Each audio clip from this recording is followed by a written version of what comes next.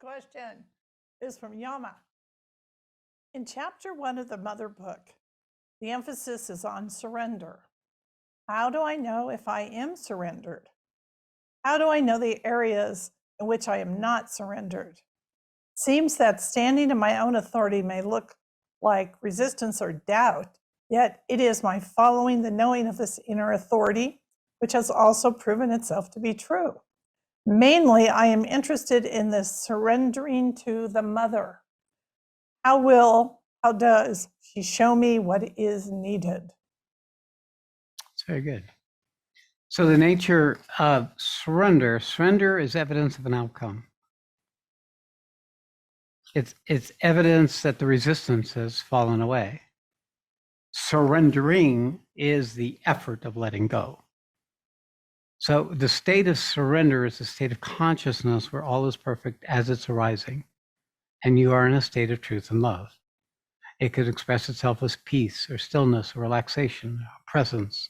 All of these are evidence that surrender is present. Surrendering, however, is evidence of the inging, the ego-inging, the ego ringing, ego making its noise. It is usually, no, not this. I don't like that. Reactivity, emotional content, stories, finding yourself getting plugged by this or that, right? No surrender is possible. But in fact, one sense, it's a surrender to the content. When you're in that state, you're unwittingly becoming a means for the content to manifest. But when you're in surrender itself, you are the means for truth and love to manifest. That's quite simple. Now, the other thing of true authority, true authority only exists because you have an ego. Supreme Being itself doesn't have true authority except through others that recognize its authority. And therefore you give authority to the Supreme Being. So it's only this organizational principle that has given us a sense of personal self.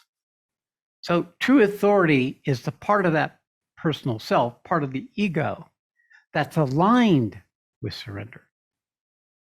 And it's aligned with this new possibility of the unfolding of what the truth is of what you are in your personal self. So if we find ourselves in true authority where we're taking a position, we have to look to see if that true authority has a position, because then the ego is laying claim to some aspect of that personal authority that is coming from your ego. And it's inevitable. There'll always be some degree of that. Even the best ego still is a reference point for the universe to know itself. Otherwise, it wouldn't know anything. It just disappears like we do in samadhi or we do in deep meditations. So ego becomes the friend of the self. It becomes the friend of the truer ego, the ego that's possible when the little ego wakes up to something more than its programming. So true authority and surrender is the path from ego to supreme is a process. It's a process in which the little ego becomes more and more able to be in alignment with that we call the supreme, which isn't itself an ego. It's just a being. It's a beingness that's part of the becoming. So our being is a reflection of that greater beingness, and that's not the ego. It's prior to ego. The being having a sense of location becomes an ego, becomes a person, becomes us. And therefore, the two are intertwined like that. So when we spiritually awaken, usually the awakening experience is the being pops up out of ego. And the ego is in the wonder of this part that showed up. Whatever be the forces or the factors behind that happening, once that being opens up, then that isn't ego itself. At the moment of the shift, ego is not there. There is a location, and there is the experiences that are happening, the awareness that's expanding to the wonders of that happening. But the ego doesn't come in till later.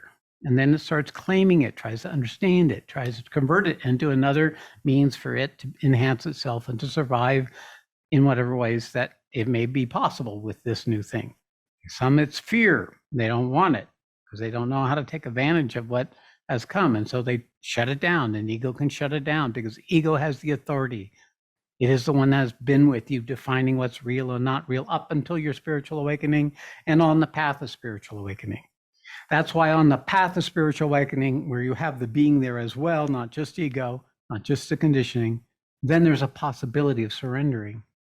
Otherwise, it's submission. Otherwise, it's being run by the agreement, run by your own programming, run by the circumstances that are arising. Making the distinction between these two can only come when you get sufficient capacity for self-inquiry. When you have sufficient capacity for self-inquiry, you can begin in the field, strengthening your field of being, you can begin to see ego rising. You can see where the investment comes in. You can see where the reaction comes in. And from the vantage point of the being, the ego gets informed.